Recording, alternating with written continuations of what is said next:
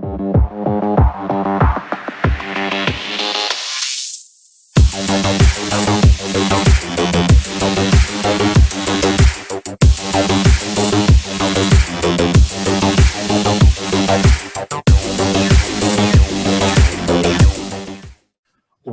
to the Minotaur's Maze. Today I am joined by Maria Vamvouklis, who is the founder of The Conscious CEO. This is a specialized training platform using NLP and other techniques to help business leaders and professionals break through limitations, increase performance, and grow revenues. Maria has been a professional coach since 2007. She published a book in 2019 called The Business Growth Leader's Guide, and she has a very strong background in the study of human behavior. Before entering the business world, Maria ran a natural health clinic for a decade prior to serving in the NSW Police Force. Maria, thank you for joining us and welcome. Thank you for having me. So for those that don't know, I mean, I only know very little about NLP, but for those that don't have any idea what NLP is, in very simple terms, how would you describe NLP and its impact or why it's important? Yeah, sure. So what NLP is understanding the inner workings of the mind and knowing how to reprogram your own mind in order to create excellence and success in anything that you do in any area of life. Okay, so I suppose the next question is, does this apply to everyone, or is it people that have had specific traumatic experiences in the past? Like, who would benefit the most from NLP? Yeah, great question.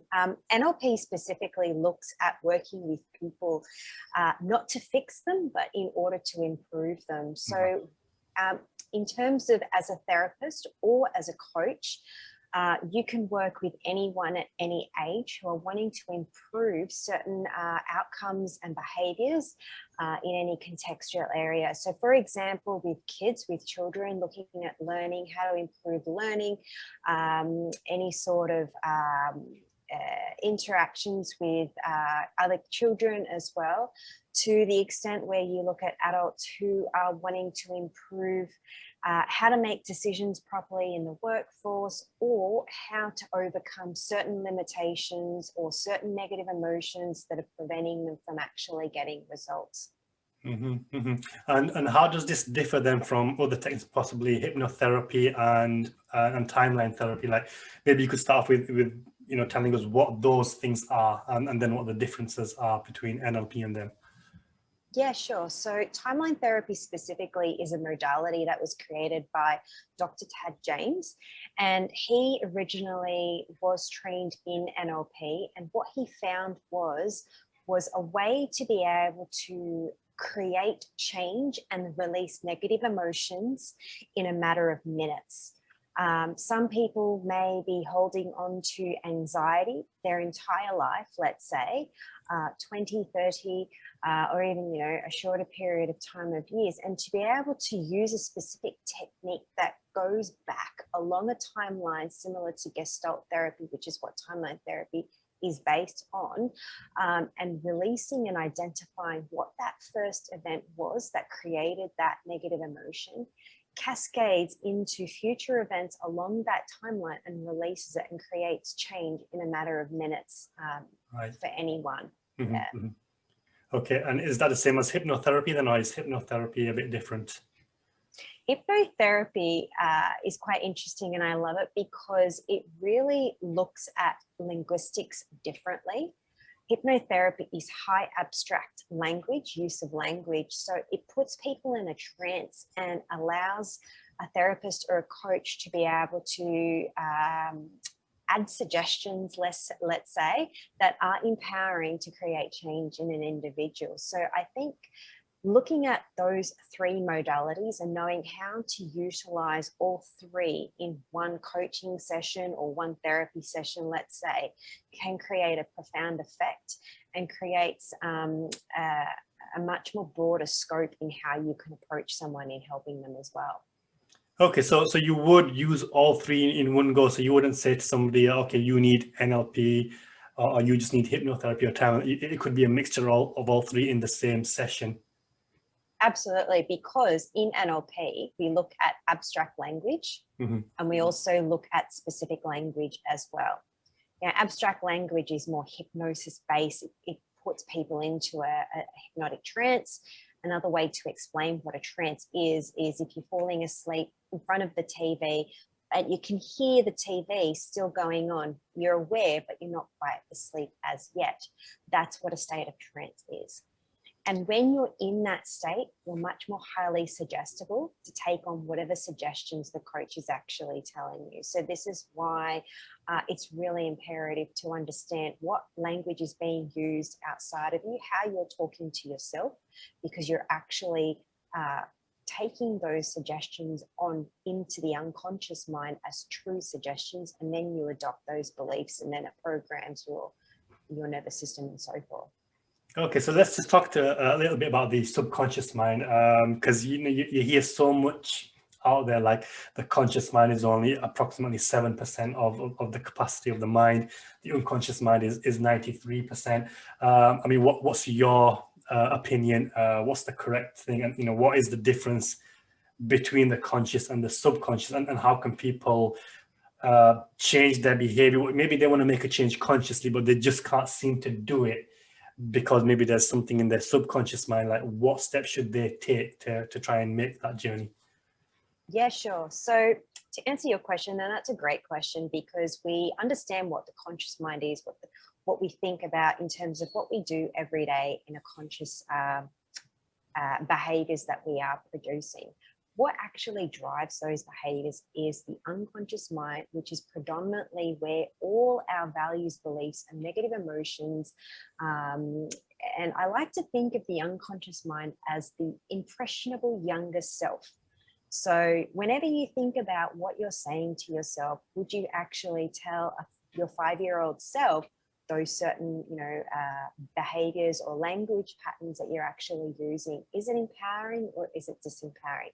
Because what happens is the unconscious mind takes everything literally. And this is really important, specifically in the context of business.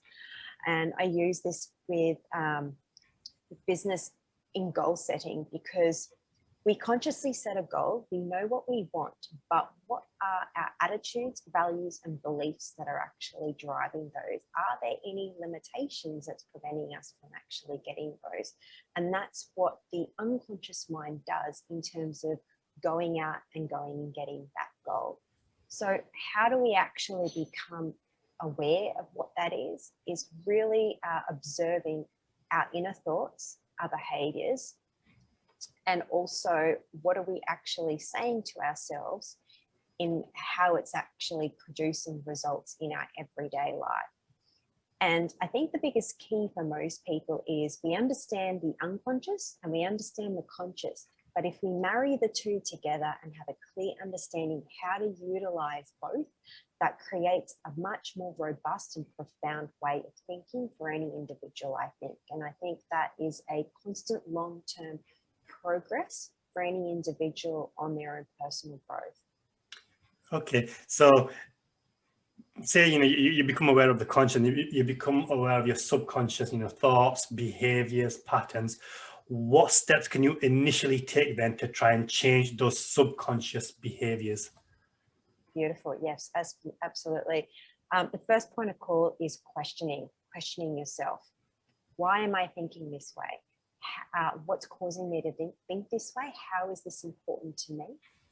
And also with people that are new to this, I like to give them an exercise by doing this through writing it down, journaling it, because a lot of the time we aren't aware in terms of what we're thinking. And there was this study that was done, I can't remember who it was about, who actually did the study, and he actually measured with a clicker how many thoughts he actually thought for that day, right? And it was about 99,000 thoughts in one day.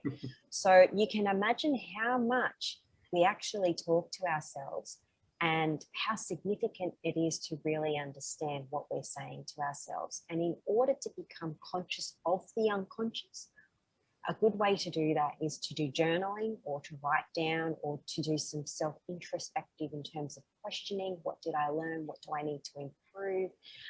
What behaviors did I produce today that I may want to change? What was I saying to myself? What limitations was I running in order to shift that perspective into a different direction and focus to create different results? Brilliant. And is there a specific time of the day that you should do this? Because, you know, you hear this, you know, when you wake up and when you go to sleep is normally the best time to reprogram your mind because of the brain waves. So maybe you could talk a little bit about the brain waves as well for those that don't understand.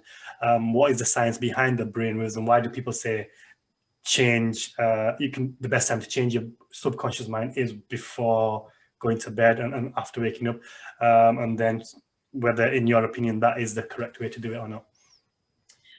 In my opinion, and what I do, I think if you can access certain brain waves, and if you can do this through meditation to slow down those brain waves, to get into the theta or the delta brain waves, to be able to install or add suggestions. Now, when I work with people and I actually give them a hypnosis recording to listen to, I say to them, listen to it right before you go to bed. And if you fall asleep to it, that's actually perfect, because you're actually most highly suggestible during that period of time where your conscious mind isn't constantly logically trying to think about it and reason about it. So if someone prefers to do that in the morning, what I say is listen to a certain type of music or a frequency, let's say. Binaural beats is a really great way to change the brain waves in terms of installing suggestions. Or if you don't do that, you can do meditation, and you can do that any time of the day. But my biggest thing is actually before bedtime, because you're much more relaxed during that time. Yeah. And just for those that don't understand the brain waves, could you just possibly give us a, you know, what's the standard brainwave pattern that most of us in are all the time? And, you know, when you meditate, what phases do you go through? And then, you know, what is the actual best phase to really program your subconscious? Yeah, sure. So we mainly operate through what we call delta brainwaves. I can't give you the exact frequency that we use, but in hypnosis, we have different stages of how the brain waves do operate in terms of when that happens. And as we move through a relaxation process, our brain operates, the frequency starts to change.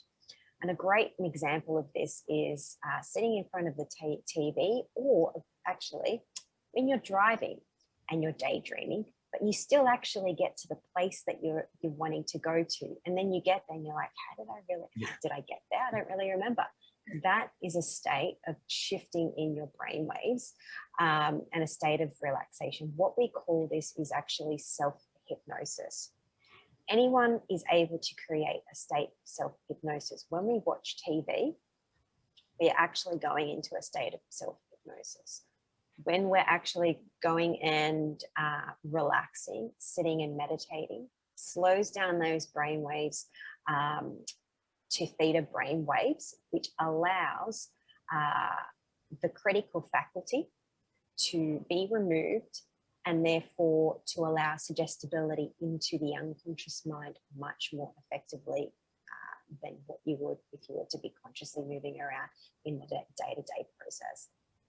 Okay, Does so that answer your question? Yeah. So hopefully the viewers found that valuable. So obviously you've talked about meditation and different times of the day, but so what is different when you go to somebody like yourself who performs NLP or hypnotherapy? Like, do you go through a meditation exercise? Like, what do you specifically do to bring out, or whatever you need to bring out and help people change their behaviors? Yeah, sure. So with anyone that comes and works with me, whether that be with NLP, timeline therapy, or hypnosis, the way that I take them through, they're all linguistically guided in a way to be able to install suggestions into the unconscious mind. Now, the difference between, say, hypnosis and meditation is that hypnosis is a guided process where someone can actually just listen to a certain command, or like how affirmations work, and they take that on as a suggestion, but it's not necessarily written linguistically in a way to install it to the unconscious mind. So for example, when you do timeline therapy, everything is written in a way that creates a state of trance using linguistics, which is why we call NLP neuro-linguistic programming, in order to reprogram the unconscious mind.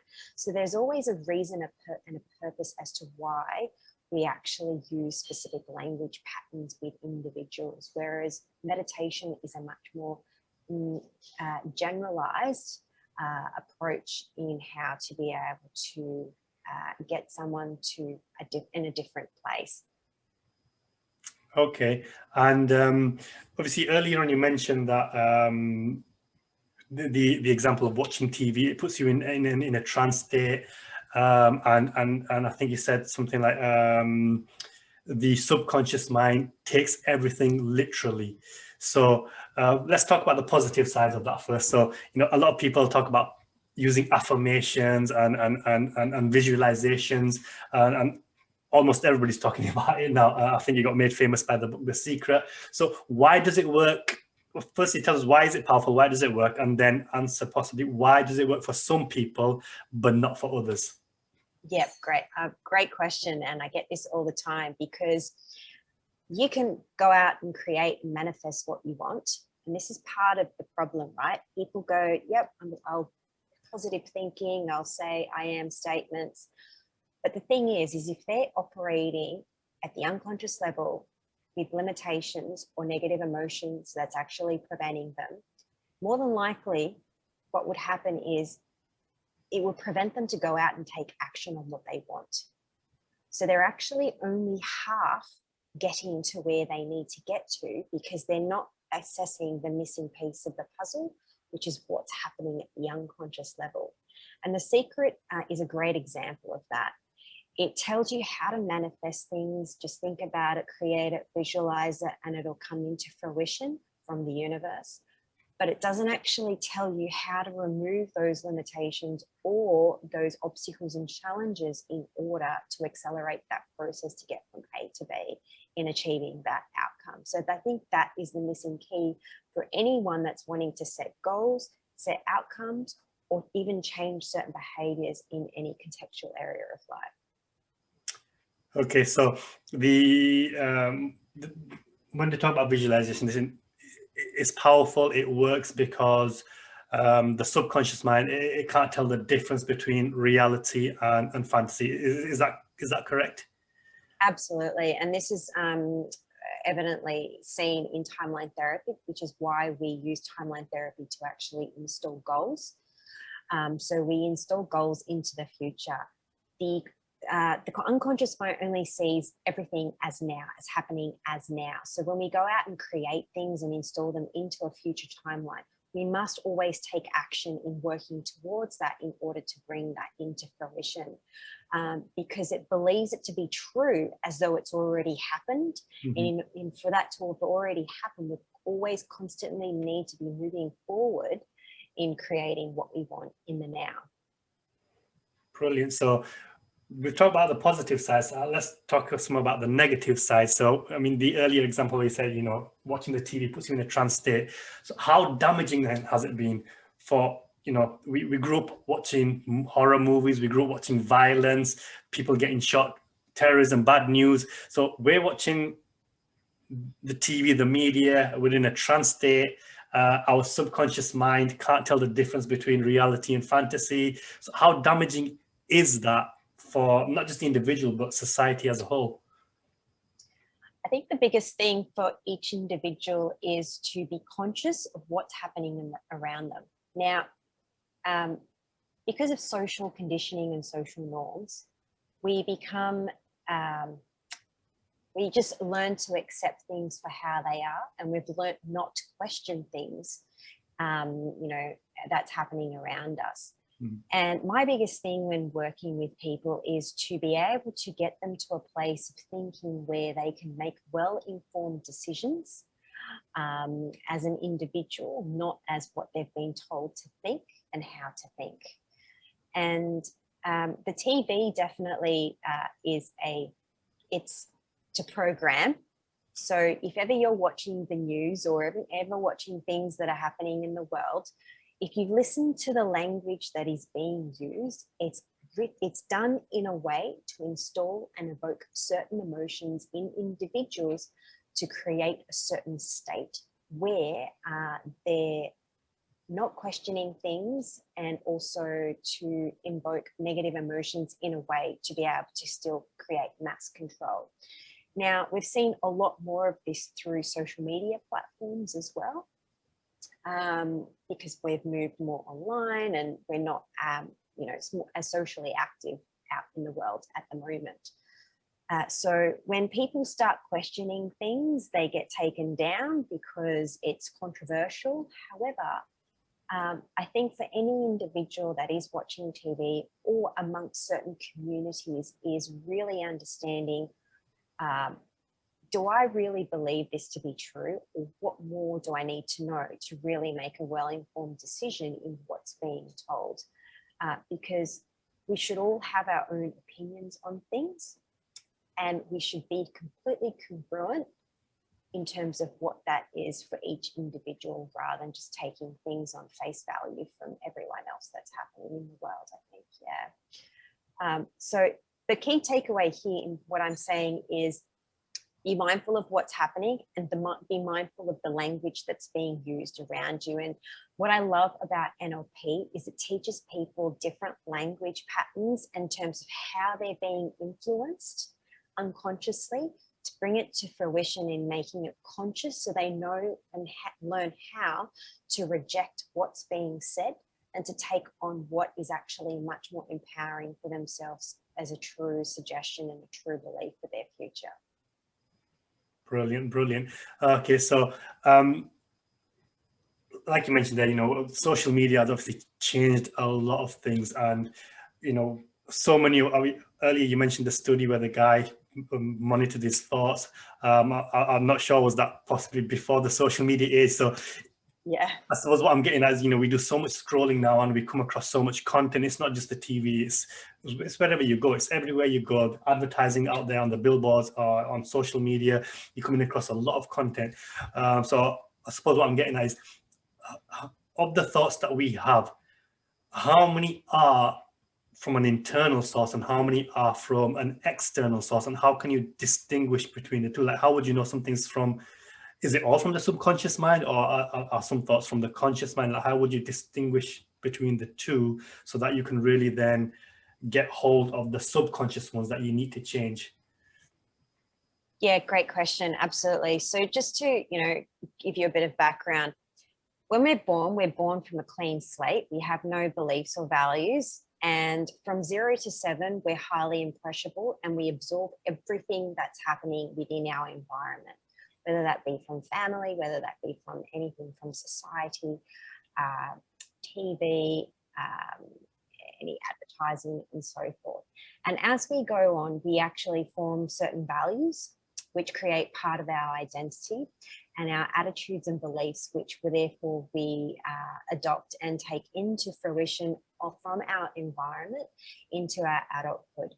Now, when we are producing certain behaviours in our environment, we're actually constantly exposed to other people's values and belief systems, where we either adopt what they're thinking and we take that on to be true, or we reject that because it doesn't fit into our values. So how do we identify in terms of, is this, an empowering state, or is this an empowering belief? Is to ask yourself, is what I'm trying to do, is the outcome that I'm trying to achieve, am I being inhibited by something within me? Because it's always within you. It's always a belief, it's always an attitude or a way of thinking that's actually inhibiting you. But the key thing here is the environment that I am actually in influencing the thinking of the behaviors that I'm actually producing? Because what happens is you can have excellent thinking, but if the environment that you're in is constantly sabotaging the results, that will always pull you back to a way of old thinking, which will prevent you from actually producing results. So number one, assess what your thoughts are, what your limitations are. Number two is, what's the environment that I'm currently in? Let me give you an example of that, right? So for example, if you decide to turn vegetarian and your whole family or the people that you live with are against vegetarian, and vegetarianism is a really strong core belief, and you really want to really take that on and adopt that, but the environment's not actually supporting you, how long do you think that person would continue to stay a vegetarian within that environment? Now, this can be true for some individuals, right? Depending on terms of, sheer determination and commitment and how strong their values are. But I would say that majority of the time, when your environment doesn't actually support that value or that key belief of what you're wanting to achieve, it'll actually pull you back to a lower level of thinking. It's what we say, which will prevent you from achieving those results that you're wanting to achieve. Excellent. So that, there's a lot of valuable information in there. So one thing I want to come back to, which I heard you say, so the first 7 years of an individual life is the most important, because you're almost like a sponge there, and you take anything on. So a question on that regarding what's going around the world today, obviously with the pandemic, with the virus, like how, in your opinion, is it going to be damaging for our children in that bracket of seeing, everybody wearing masks and this panic that's being created, the social distancing? Are these children going to have a problem in the future? And if so, what can we do to minimize the impact that's going to have on them? Okay, so what I believe may not be the belief of everyone else out there. Absolutely. So I can tell you, like, from my perspective, everyone has a different perspective. Mm-hmm. My biggest thing is, yes, children are highly impressionable, and especially growing up in today's day and age, they will take everything on to be true unless they're actually taught to have that self-awareness from such a young age. Now, between the ages of 0 to 7, children don't have what we call a critical faculty. So they're not able to identify, right from wrong, and really critically think about certain situations. So it's really important here as a parent or as the role model to step in and give the child those options and get them to see both sides of the spectrum and have that develop that independent thinking from a young age. So when they do get to a place where they can have that critical thinking well-formed and well-developed, that they're actually able to make well-informed decisions. So once again, it goes back to the environment that the child is in. Is the child in an environment that's empowering in terms of individuality, individual thinking, widening the scope in terms of how they can make decisions later through their development? And are they being supported in a way where they can make decisions for themselves? Because not every child would make the same decision as the parent, in their later years. So being able to support that as an individual allows them to make those choices moving forward. Mm-hmm. We cannot control what would happen for the children, in this generation.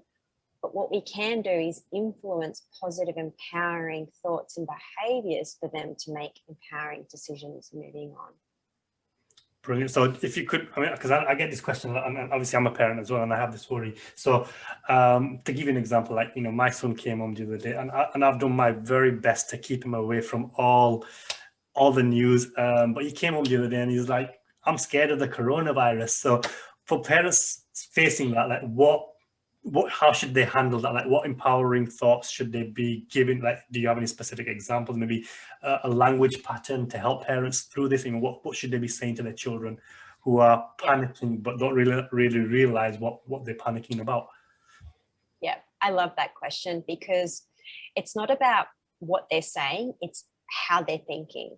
So it's a matter of asking them questions in order for them to question what they've thought. Is that true or is that not true?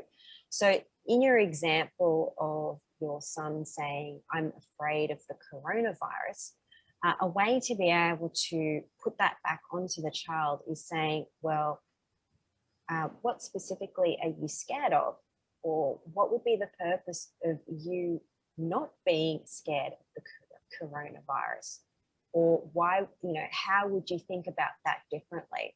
So we try and avoid asking people why questions and more about how, what, and what specifically, to be able to open a scope of thinking to get them to look in a much more broader way rather than just looking through one specific tunnel in terms of the why.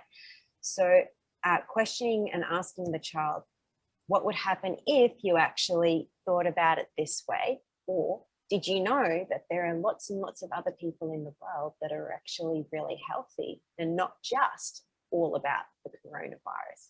Wouldn't it be better looking at those people rather than looking at that people? So looking at both sides and getting them to think about things in a different way. Brilliant. Love that answer. Love that. So sticking on the topic of health, like, I read a lot of books on consciousness, spirituality, and meditation and the chakra system.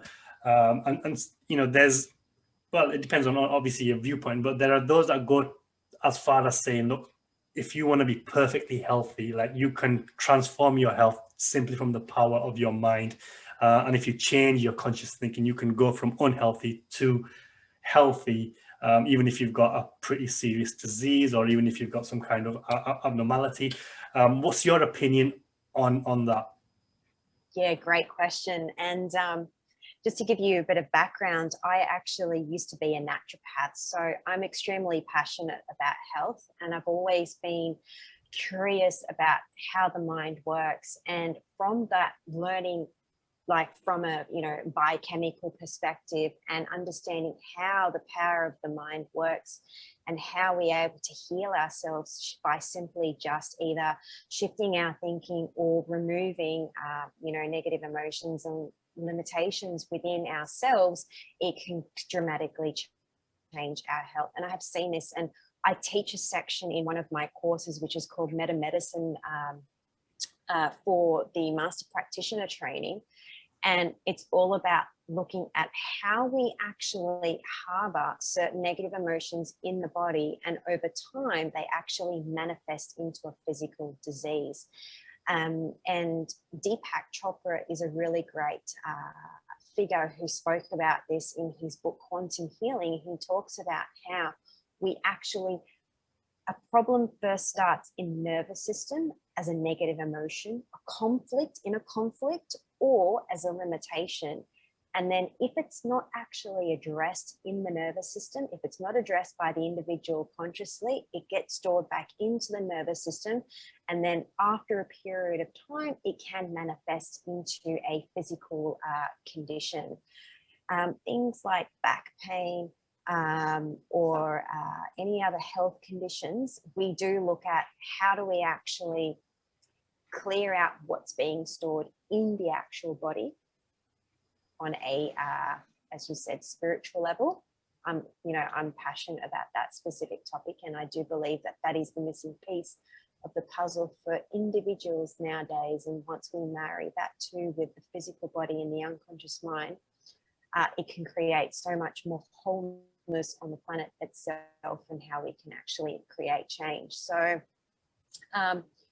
if we understand that at a neurological level, what's happening at the unconscious level, we can actually prevent any diseases that can manifest throughout the body that's happening, or address that by looking at what's happening in the mind first. So it's that powerful. Yeah. It is that powerful. It's that interesting, but then there's just so much opposition towards it as well. Yeah.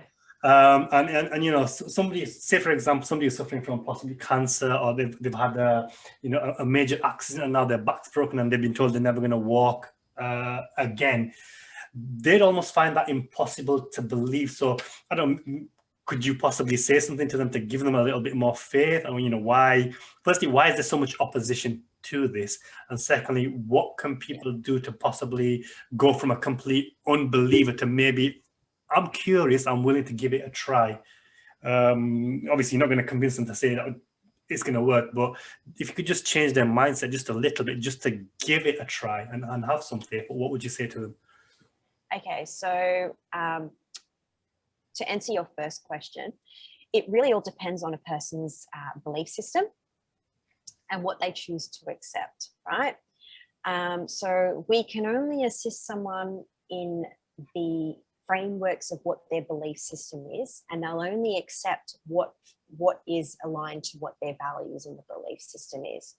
So there are some people that have really strong values and belief systems that I work with. So I work within those frameworks. However, I instill a sense of curiosity. And you said this key word in your question, and I love that you said that. And it's all about, I think, with individuals in terms of what else can I do, or what's this about, and how does this really work? And by really just having that little bit of curiosity, plants a seed and opens up a new doorway in terms of how they can actually look at things differently and help themselves, with certain health conditions.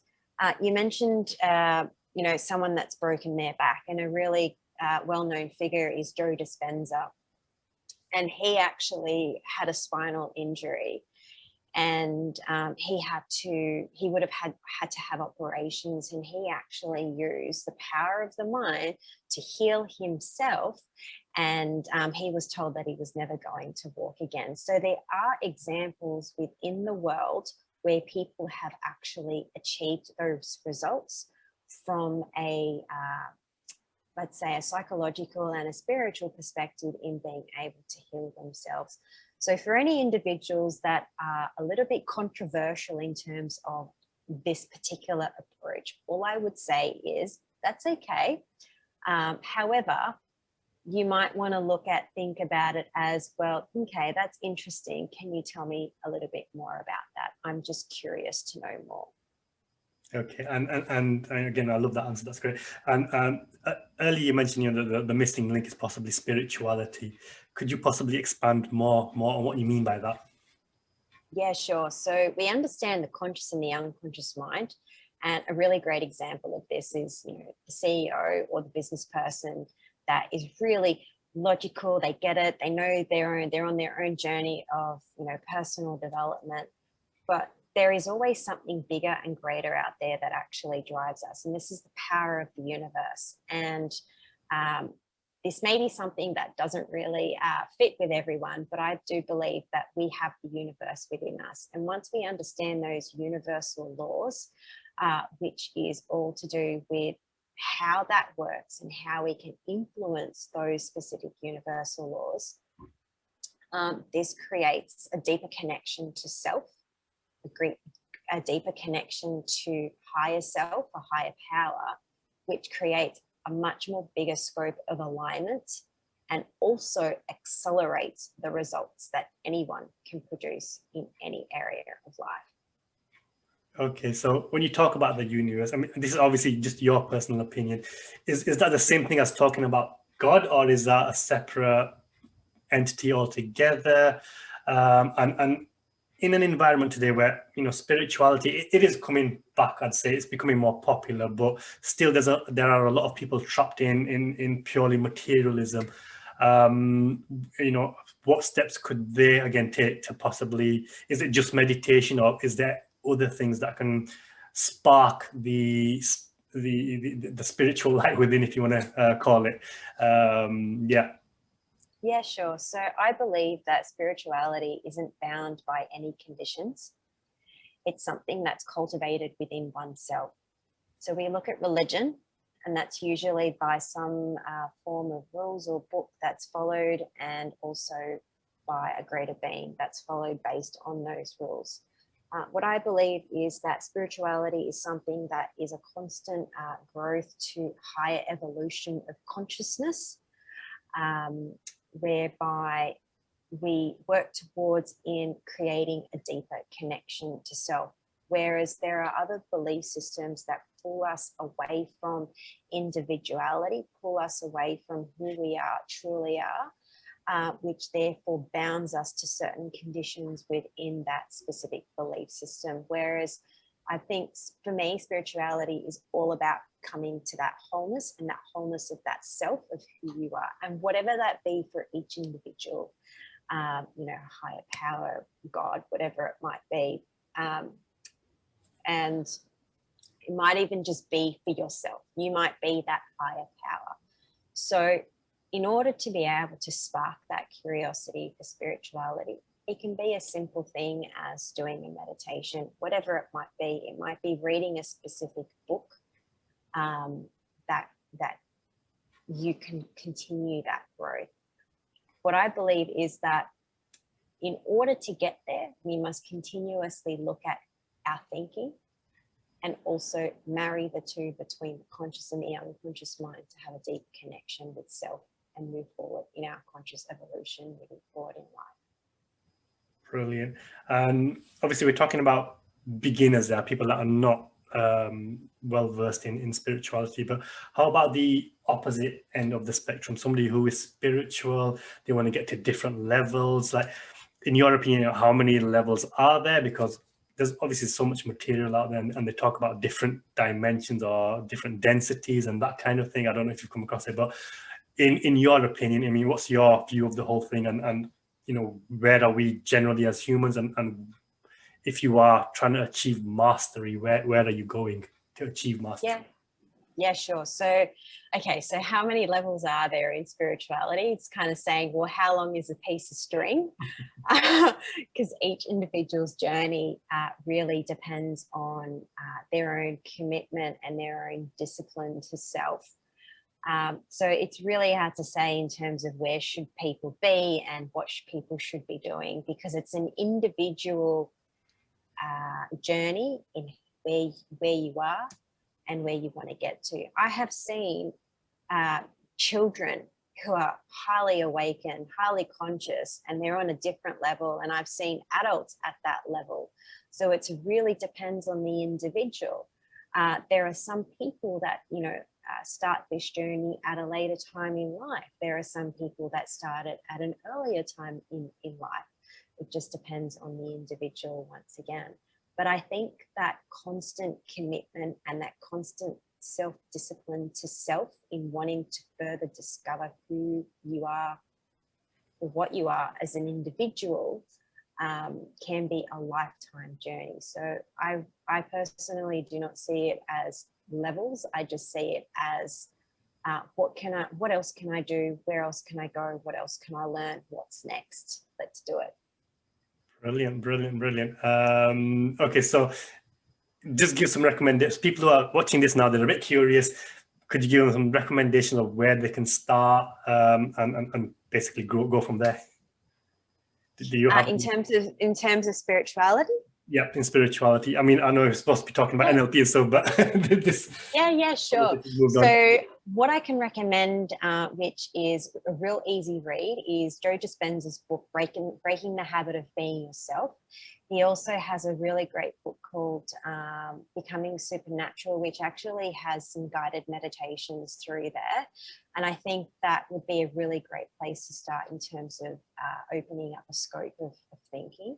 Carl Jung also is a great resource to if you're really into the science of the mind, but he also encompasses the unconscious mind and brings a spiritual element into that as well. So that's another way of doing it. In terms of what you can do, there are lots and lots and lots of guided meditations online that you can look up. And what else is there? There is, Alan Watts is another really great example of where you can actually look at yourself from a different perspective and question things using different language. So he's a really great resource to use as well. Brilliant. Yeah, and I just want to add to that, because, you know, normally people think of spirituality and consciousness as woo-woo stuff. It's out there, but a lot of these guys are bringing a lot of science to it. So it's not just, you know, somebody saying something. They're actually giving you scientific research and they're explaining how it all works. So I think that's why it's getting a lot more popular than what it was before. And, I suppose this is a question that's linked to this, but it might not be, depending on obviously your answer. But we are in a time where, there's a lot of stress and anxiety, a lot of mindset and self-esteem issues. In your opinion, what do you think is the root cause, or, why are so many people suffering from mindset and self-esteem issues? That's quite a big question, but just fire away. Okay, so why are people suffering from mindset and self-esteem issues? Number one is the exposure of the environment that they're in. For example, are they constantly comparing themselves to others? Because that can disempowering an individual and also create self-esteem issues. Or is their home environment a disempowering environment as well? So when we talk about self-esteem, I like to look at it as in like as someone that's being disempowered. And there's only so many times that you can actually beat yourself up until you actually take that on to be a true belief, right? So it's a matter of shifting that into an empowering thought process that will create a different result. Now, what's happening now, there's a lot of installation that's happening within media, within the world, the news, the TV, that it's installing a lot of fear. So people will either fight or they will flight. They'll do nothing.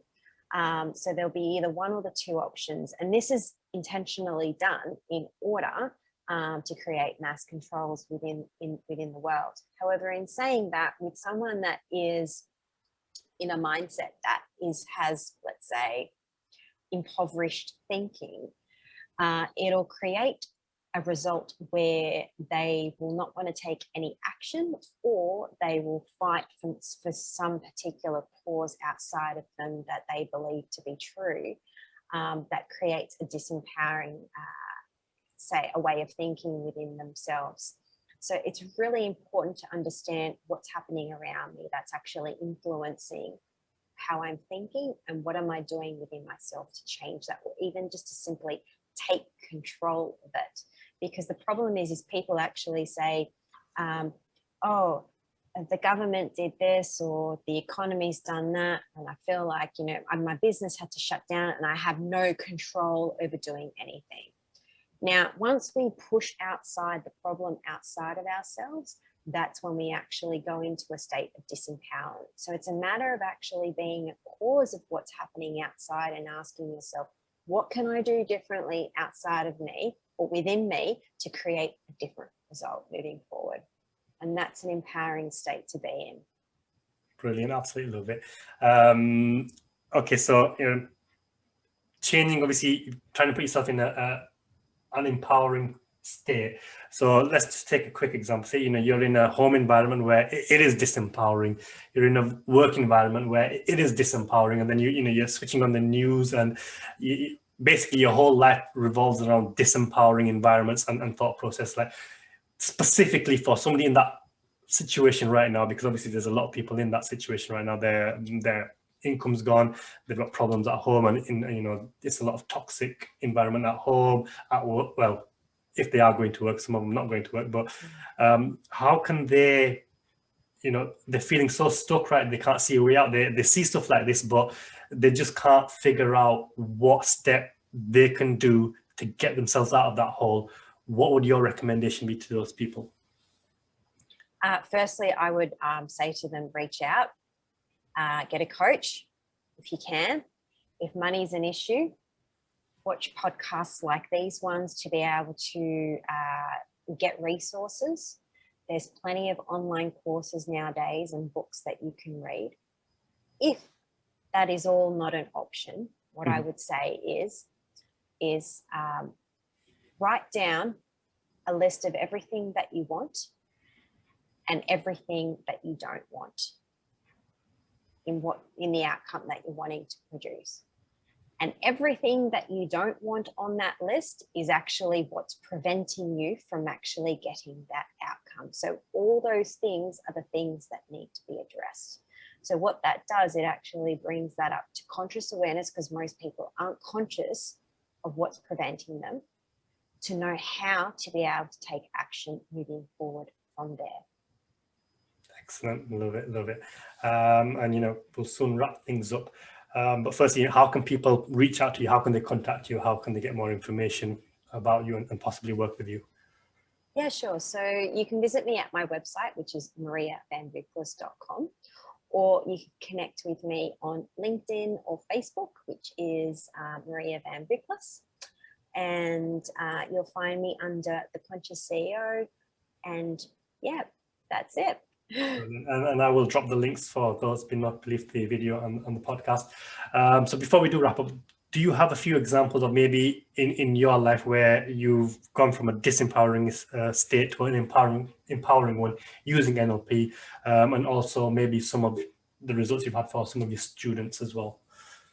Yeah, sure. So when I left the police force, I hadn't studied NLP previously, and I had hit rock bottom, and I just left because my health was at its worst, my mindset was at its worst, my relationships had broken down, and I was just wanting to, what do? I didn't know what to do, and I came across a friend who had studied NLP, and I was curious to know as to what he was saying and how he was actually asking questions that was causing me to think differently. And my biggest turning point was the moment where I actually was conscious about what was actually holding me back. I was suffering from extreme perfectionism, comparisonitis, as they say. And I was fearful about being seen and heard. I didn't want anyone to know who I was, but I wanted to run a business, which cannot happen at all. So in order to help people have to know who you are. You have to put yourself out there. So that was preventing me from actually going and, making any monies and being able to connect with people, let's say. So being able to learn these tools and techniques and to overcome all those fears and all those challenges that were actually preventing me allowed me to accelerate my results quite significantly. An example of this was I had a client who is in the health industry. She's a natural health practitioner, and she came to me wanting to grow her business because she had plateaued in her finance, like in her profits and so forth. And she was like, Maria, just tell me what to do. I just want just tell me the step-by-step process and I'll do it. I said, all right, no worries. Well, this is what you have to do. She's like, okay, cool. That's easy. I'm like, okay, great. And I said to her, are you aware in terms of what you're thinking and what is driving these specific motivators and how you're actually making decisions in your business? And she's like, no, just as I do, just as I normally do. And what we did actually is I brought to her awareness in terms of what was preventing her. And these were things like perfectionism, saying yes to everyone, taking too much on, and secondly, disconnection from relationships as well. So when we looked at those and addressed those and changed her way of thinking and cleared out negative emotions, negative anchors, as they say, and also what the internal conflicts were preventing her business skyrocketed. Her profits increased by 19% in a space of 3 months. So she got exceptional results. This is why I'm big on, like, you can have an exceptional strategy. However, if you do not have the mindset that backs that up, that drives that strategy, it will take you a lot longer to be able to achieve that end result that you're wanting to achieve. So a great strategy requires a robust and well-rounded mindset to be able to drive that. Brilliant. And I'm sure it's different for each individual, but typically how long would a session, I mean, not how long would a session last, but how long would the whole, I suppose, coaching session, how long would it be? 8 weeks, 12 weeks, 3 months, or is it just dependent on the actual individual? Yeah, sure. So the the one-to-one coaching, which is the business accelerator, goes for 12 weeks. And I work with the individual specifically clearing the foundations first through the psychology of the business owner. And then we build upon that foundation with business strategies to ensure that foundation is solid and the frameworks will actually be executed effectively. Now, I have a lot of clients that do come back to me because they're wanting to learn these tools and techniques, these technologies in accelerated human change. So they come and do the Leadership Accelerator, which is the NLP certification at the foundation level. And then they come back and do the Elite Leadership, which is the Master Practitioner training in NLP to learn these tools and techniques. And that actually increases their scope in terms of who they can help, how they can help people, and essentially allows them to create more income in their business. Okay, so just to wrap that up then, who is your ideal client? Like, who should be coming to you for your service? Is it business leaders looking to grow their business, or is it people looking to learn NLP to help other people progress through NLP? Just fire away. Who can you help, and who do you want to help? Yeah, so coaches, consultants, and trainers who are wanting to increase their own personal performance, number one, or they're wanting to create a new stream of income in their business by knowing how to be able to use these techniques to assist people in a certain contextual area. So there are some that come to me just for their own self-development, and there are others that are wanting to help to grow their business specifically as well. Excellent. And just to finish off then, what is your why, and what are you trying to achieve, or what impact are you trying to have on the world and for yourself and for the for society? Yeah, sure. So my biggest why is to increase the consciousness on the planet, and I do these by using these technologies, and in turn by helping one person, they help other people, which causes a ripple effect on the planet and therefore transforms the planet that way. Excellent. Absolutely love it. It's been an absolute pleasure talking to you, Maria. I found that very interesting, and I'm sure the viewers got a lot of value. So any last words before we close up?